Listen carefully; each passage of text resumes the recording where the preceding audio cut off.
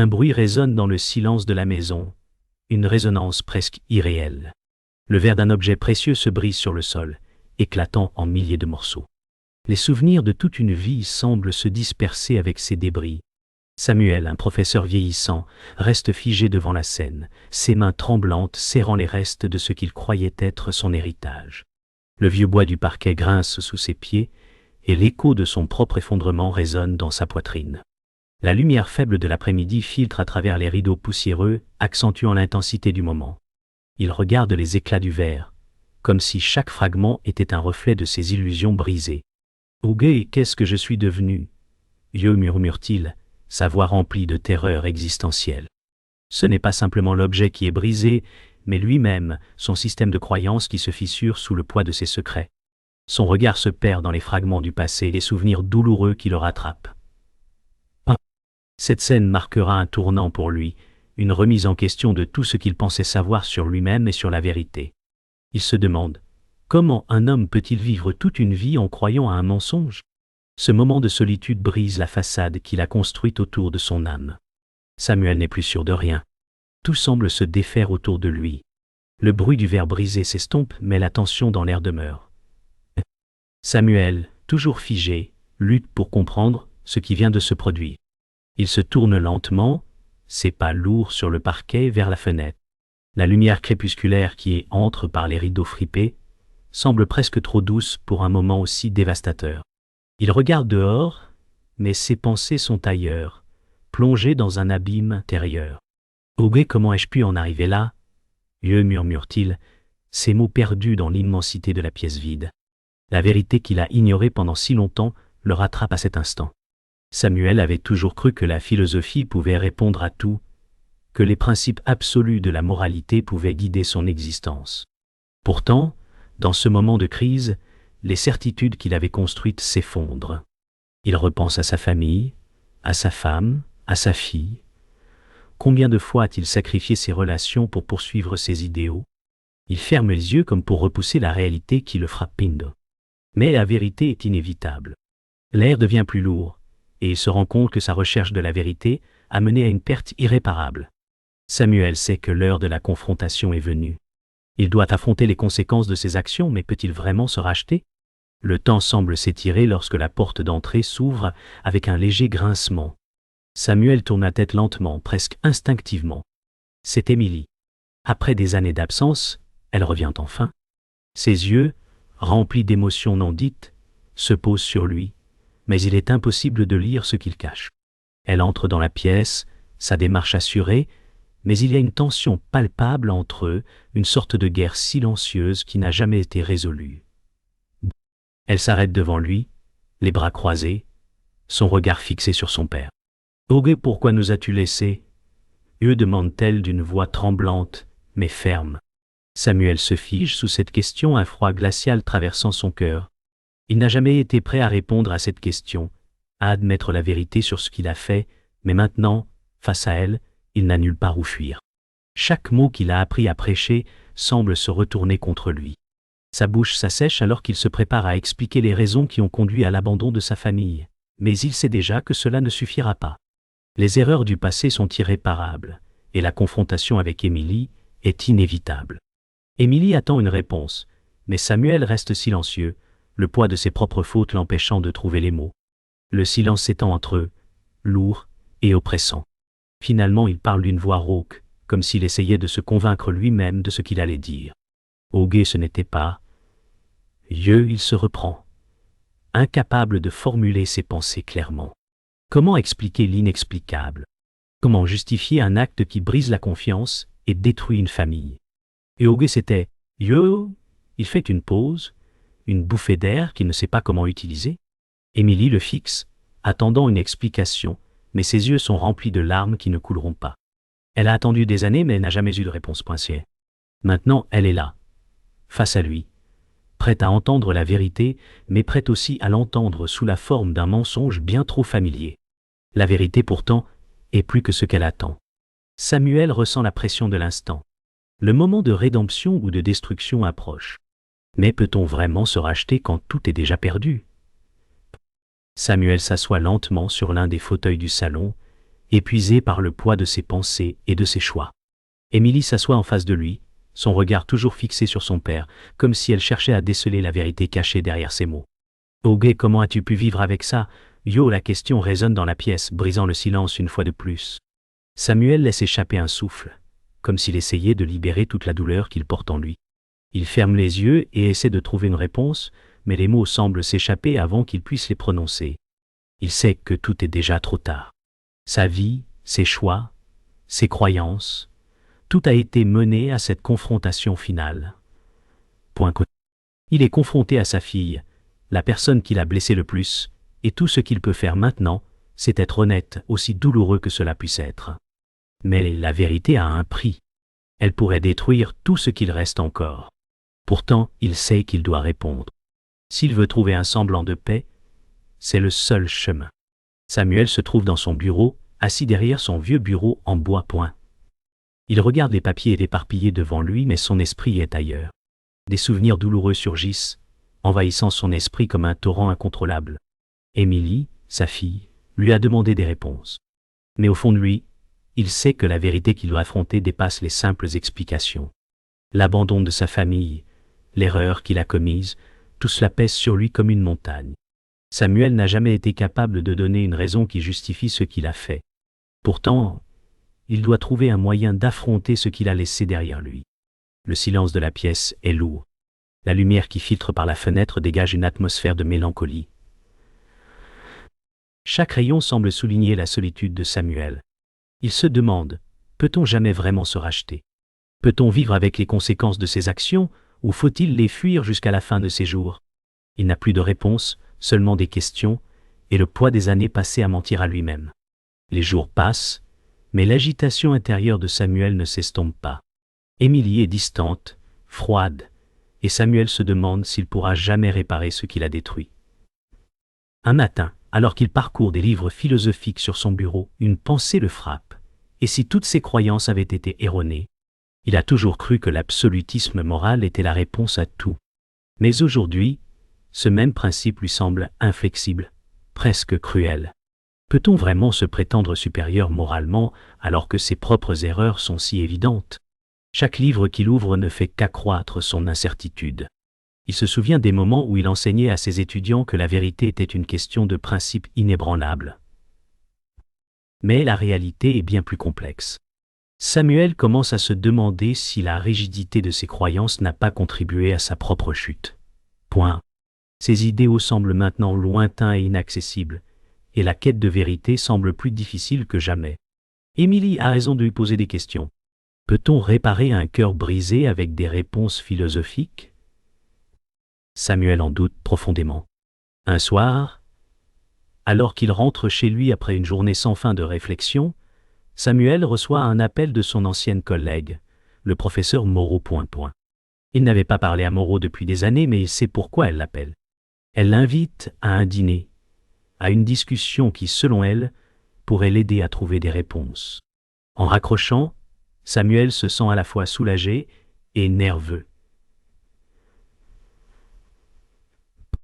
Peut-être que Moreau a une idée sur ce qu'il traverse, mais en même temps, il craint d'entendre des vérités qu'il n'est pas prêt à affronter. Il se demande ce que cette rencontre pourrait signifier pour lui. Après tout, Moreau incarne tout ce qu'il a rejeté pendant sa carrière, le pragmatisme, le relativisme moral. Pour Samuel, ces idées étaient des hérésies. Pourtant, un sentiment étrange de curiosité commence à s'éveiller en lui. Est-ce qu'il est prêt à remettre en question tout ce qu'il a cru pour être vrai? La perspective d'une nouvelle discussion avec Moreau, bien que douloureuse, pourrait bien être ce qu'il lui faut pour se libérer de son fardeau intérieur. Le dîner chez le professeur Moreau a lieu dans une petite maison ancienne, à la périphérie de la ville. La pièce est chaleureuse, mais l'air est lourd de tension. Samuel s'assoit en face de Moreau, qui l'accueille avec un sourire calme, mais ses yeux trahissent une sagesse durement acquise. Ils commencent à discuter de la moralité, des choix de vie, des dilemmes éthiques, mais la conversation prend rapidement une tournure inattendue. Moreau lui dit « Ah go Samuel, tu te trompes. La vérité n'est jamais aussi nette que tu l'imagines. Nous ne sommes pas des créatures de principes figés, nous sommes façonnés par notre expérience, nos erreurs et nos rédemptions. Ces mots frappent Samuel comme une cloche. Comment un philosophe aussi brillant pouvait-il abandonner les certitudes absolues pour une vision aussi fluide de la morale? Pour Samuel, c'est une remise en question violente de tout ce qu'il a prêché. Il essaie de répondre, mais les mots lui manquent. Plus il discute, plus Samuel réalise que la rigidité de ses convictions le maintenait dans l'ignorance. Et il commence à douter de sa propre vérité. Cette rencontre marque le début d'un bouleversement profond. La soirée s'étire, mais Samuel ne peut pas se débarrasser du sentiment d'avoir perdu quelque chose d'essentiel. En quittant la maison de Moreau, il réalise que les certitudes qu'il avait jadis étaient des illusions qu'il se racontait pour se protéger. Sa vision du monde s'effrite. La conversation avec Moreau l'a poussé à voir la moralité sous un autre jour. Et Samuel se rend compte qu'il doit maintenant réévaluer tout ce qu'il croyait. Peut-on vraiment juger le monde avec des principes immuables, alors que les actions humaines sont souvent influencées par des circonstances complexes et des émotions profondes? Il se demande s'il n'a pas été trop rigide, trop dogmatique dans son approche de la philosophie. Peut-être qu'il a négligé des aspects essentiels de la condition humaine. Alors qu'il rentre chez lui, un sentiment d'incertitude envahit son esprit, mais au fond, il sait que ce sentiment est le premier pas vers la rédemption. Pour la première fois, Samuel accepte qu'il ne possède pas toutes les réponses. Le vent souffle à travers les arbres, émettant un sifflement étrange, comme un murmure venu du passé. Samuel marche dans le jardin de sa maison, les feuilles mortes craquant sous ses pas. Les souvenirs de sa jeunesse, d'une époque plus simple, refont surface. Il repense à ses premiers jours de professeur, à l'idéalisme qu'il portait alors, persuadé que ses croyances morales étaient immuables. Mais aujourd'hui, tout cela semble dérisoire. Chaque souvenir lointain est désormais terni par l'échec, la culpabilité et le doute. Alors qu'il s'arrête devant un vieux banc en bois, Samuel observe la lumière déclinante, cherchant à y puiser une forme de paix intérieure. Ses pensées sont interrompues par un cri lointain, celui de sa fille, Émilie. Elle arrive vers lui, le visage marqué par des années de souffrance. Chaque rencontre entre eux semble maintenant chargée de non-dits et de rancune-points. Elle l'affronte, lui demandant des explications sur sa propre vie et sur ses actions passées. Samuel se rend compte qu'il n'est plus l'homme qu'il était autrefois. Le poids de ses erreurs le ronge et il est face à un dilemme moral qu'il n'a jamais imaginé affronter. Émilie arrive en courant, ses traits crispés par la colère. « Oui, comment as-tu pu vivre avec ça, père ?» Vieux, crie-t-elle, sa voix tremblante mais ferme. Les années de silence et de douleur s'accumulent dans ses mots. Samuel se tourne vers elle, une douleur silencieuse dans les yeux. Il n'a jamais voulu causer cette souffrance, mais ses actions l'ont fait. Le vent qui soufflait dans les arbres tout à l'heure semble s'être intensifié, comme pour amplifier l'intensité de la confrontation. Émilie s'avance, sa respiration haletante, et son regard est plein d'accusations. Samuel sait qu'il ne peut plus fuir. « Oh, et je ne sais même pas par où commencer, répond-il enfin, d'une voix basse. « Oh, ben, je ne peux pas tout effacer. » Oh, ces mots semblent insuffisants, et Émilie, en colère, détourne le regard. Elle ne veut pas de justification, elle veut une vérité brute, sans phare. Mais Samuel est épuisé par ses propres contradictions. Il est perdu entre ce qu'il a enseigné et ce qu'il a vécu. Comment expliquer ses choix, comment les justifier à quelqu'un qu'il aime, alors qu'il se sent lui-même coupable? Il sait que ce moment marquera un tournant irréversible. Les mots d'Émilie frappent Samuel comme un coup de poing. « Oh gars, tu nous as laissé poursuivre tes principes, pour poursuivre des idéaux qui n'ont jamais eu de sens. » Ces mots résonnent dans son esprit, brisant les derniers vestiges de sa résistance. Samuel sent une chaleur grandissante monter en lui, un mélange de honte et de frustration. Il n'a jamais voulu blesser sa famille et a cru qu'il faisait ce qui était juste. Mais aujourd'hui, il commence à comprendre que ses idéaux rigides ont détruit tout ce qu'il aimait. Il n'a pas de réponse à offrir à Émilie, seulement des excuses qui ne suffiront jamais. Il s'assoit sur un banc en bois, épuisé. Le vent semble s'apaiser, mais l'atmosphère entre eux est lourde, emplie de non-dits. Émilie le fixe un instant, puis se détourne. Elle ne peut pas comprendre, pas encore. Samuel ferme les yeux, sachant que ses choix ont fait de lui un étranger pour sa propre fille. Le monde qu'il avait voulu construire, basé sur des principes absolus, s'est effondré. Il ne lui reste que le silence, lourd et accablant. Alors que la nuit tombe lentement, Samuel se retrouve seul dans le jardin. Il regarde les étoiles qui commencent à briller dans le ciel clair, mais il ne ressent aucune consolation. La vérité qui lui a été imposée, la réalité de ses actions, le hante. Il sait que sa quête de la vérité morale absolue l'a mené dans une impasse. Les idéaux qu'il prêchait autrefois semblent maintenant être des chaînes qui l'ont emprisonné. Il repense à son travail, à ses cours, à ses années de vie consacrées à défendre des principes intransigeants. Mais ces principes l'ont isolé. Samuel sent que le seul moyen de trouver une forme de rédemption est d'accepter sa propre imperfection. Il n'a plus de réponse intellectuelle à offrir, seulement la possibilité de se pardonner, de se réconcilier avec ses erreurs. Mais est-il prêt à faire ce pas? La culpabilité le ronge, mais au fond de lui, il commence à entrevoir une lueur d'espoir. Peut-être qu'il est encore possible de changer. Le lendemain matin, Samuel décide de prendre une nouvelle direction. Il appelle Émilie, espérant pouvoir la rencontrer à nouveau, espérant qu'il pourra lui parler honnêtement. Mais au fond de lui, il sait que les mots seuls ne suffiront pas. Il doit se montrer vulnérable, accepter ses erreurs et affronter les conséquences de ses actions. Il sait que ce qu'il a fait ne peut pas être effacé, mais il doit faire face à la douleur qu'il a causée. Émilie, quant à elle, est toujours en colère, mais Samuel comprend désormais que sa colère est le reflet de la douleur qu'il lui a infligée. Le chemin vers la réconciliation sera long et difficile, mais Samuel accepte que c'est la seule voie possible. Il ne sait pas ce que l'avenir réserve, mais il est prêt à affronter la vérité, aussi difficile soit-elle. La rédemption n'est pas une promesse d'une fin heureuse, mais plutôt le commencement d'un nouveau chapitre, où l'honnêteté et le pardon peuvent, lentement, guérir les blessures du passé pris. Le matin suivant, Samuel se rend chez Émilie. Il est nerveux, mais déterminé à lui parler honnêtement, sans détour.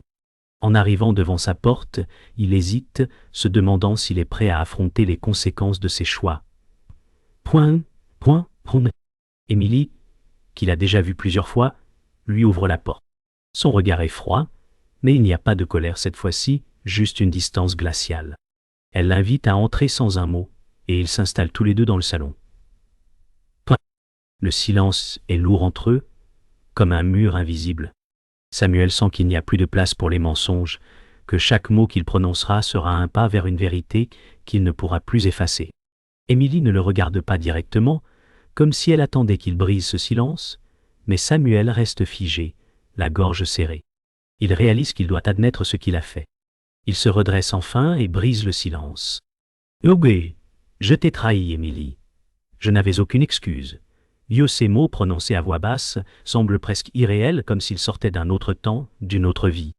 Émilie le fixe alors dans les yeux, et pour la première fois, il aperçoit une lueur de compréhension derrière la douleur.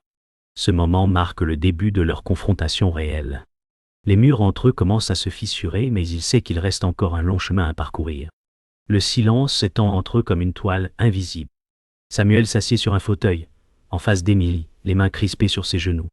Émilie, elle, est assise en face de lui, les bras toujours croisés, un léger soupir s'échappant de ses lèvres. Samuel ressent l'immensité de l'abîme qui s'est creusé entre eux. Il se demande si cette rencontre pourra réparer quoi que ce soit, ou si les cicatrices du passé sont trop profondes pour être guéries. Émilie regarde la fenêtre, semblant chercher un échappatoire dans la lumière qui pénètre par les rideaux.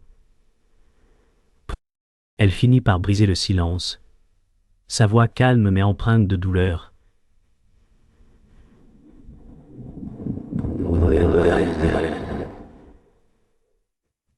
Yaga, tu m'as laissé pour poursuivre ta quête de la vérité, mais tu as sacrifié tout le reste. Ces mots résonnent en Samuel comme une cloche, frappant sa conscience avec une telle intensité qu'il a du mal à répondre.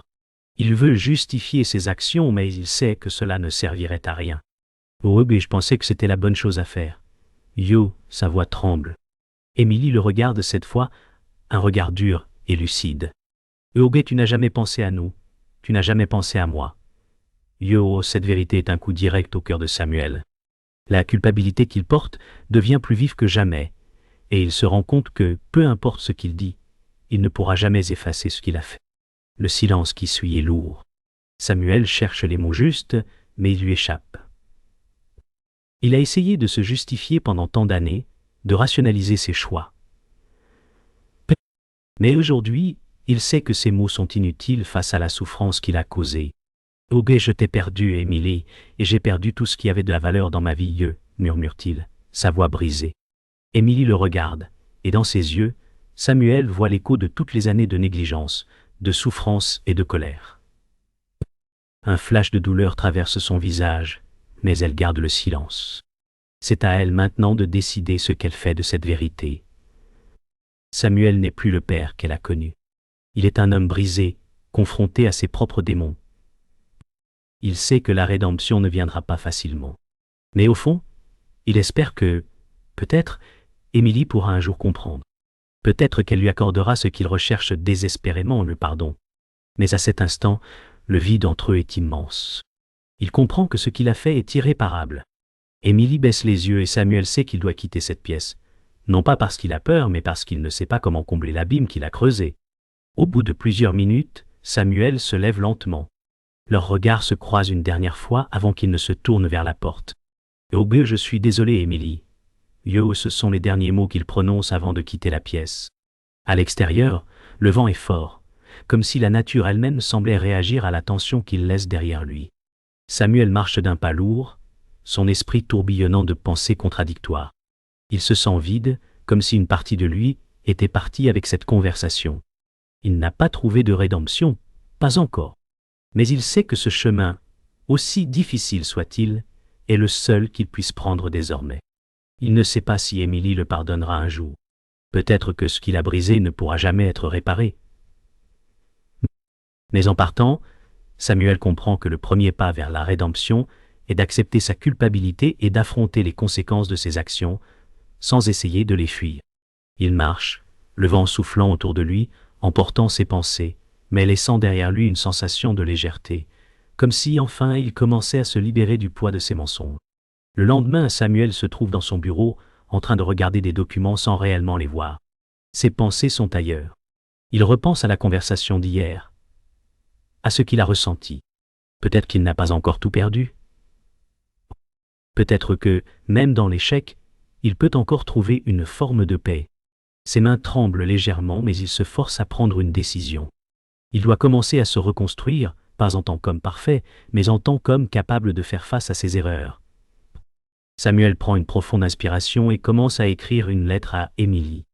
Il ne sait pas si elle la lira, mais il doit essayer, tout comme il doit essayer de se pardonner lui-même. Cette lettre est le début d'un long voyage intérieur, où il cherchera à comprendre ce qu'il doit réparer. Il ne sait pas où cela le mènera, mais il est prêt à continuer. Le matin, Samuel se réveille, contemplant les progrès réalisés avec Émilie. La route est encore longue, mais une légère lumière d'espoir brille. Il décide de rencontrer Émilie à nouveau, prêt à affronter ses peurs et accepter les conséquences de ses actions.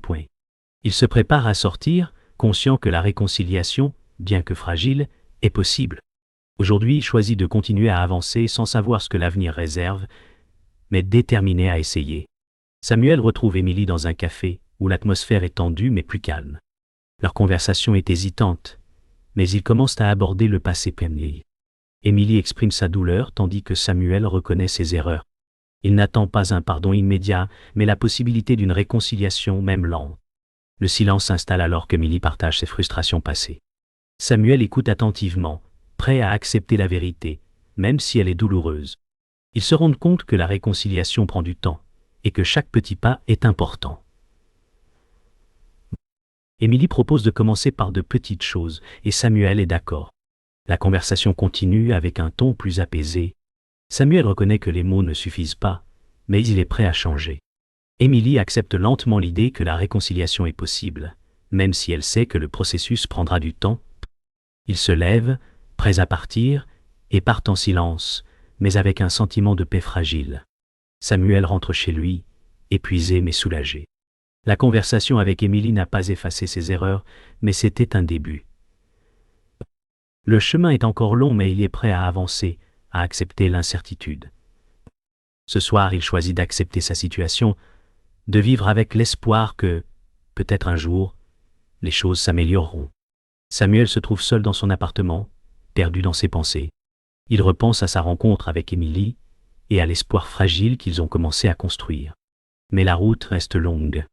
Il se prépare à affronter un autre jour, conscient qu'il doit continuer à avancer pas à pas, sans garantie de réconciliation immédiate. Émilie envoie un message à Samuel, lui proposant de se revoir. Bien qu'il ait des doutes, Samuel accepte.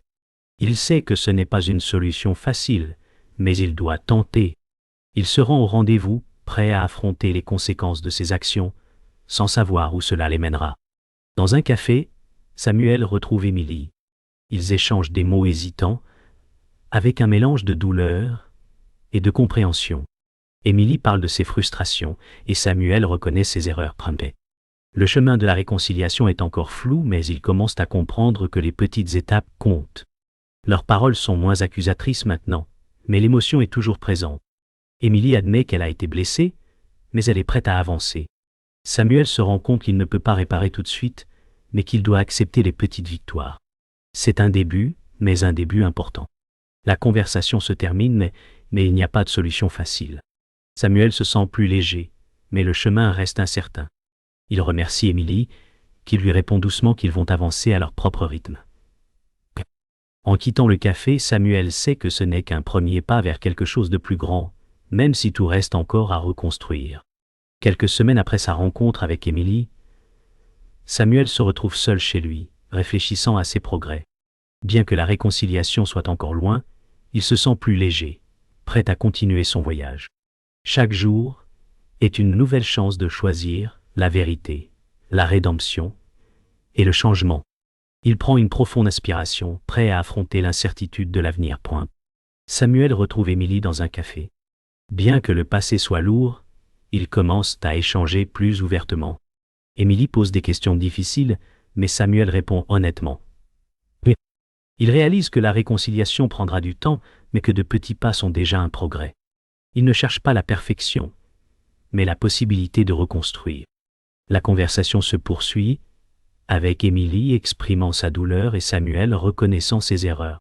Ils comprennent que les mots seuls ne suffisent pas, mais les petites actions, chaque jour, peuvent mener à une réparation. Émilie propose de prendre les choses petit à petit, et Samuel accepte, conscient que le temps est nécessaire. Leurs échanges sont plus apaisés, mais les cicatrices du passé sont encore présentes. Samuel accepte que la réconciliation prendra du temps. Émilie semble prête à avancer, mais les blessures restent. Ils partent ensemble, sans grandes attentes, mais avec l'espoir que cette rencontre soit le début d'une nouvelle dynamique. De retour chez lui, Samuel se sent plus en paix. Il a compris que la rédemption n'est pas immédiate et que le chemin est long. Ce soir, il choisit d'accepter l'incertitude et de continuer à avancer, en espérant que, petit à petit, les morceaux brisés se recolleront.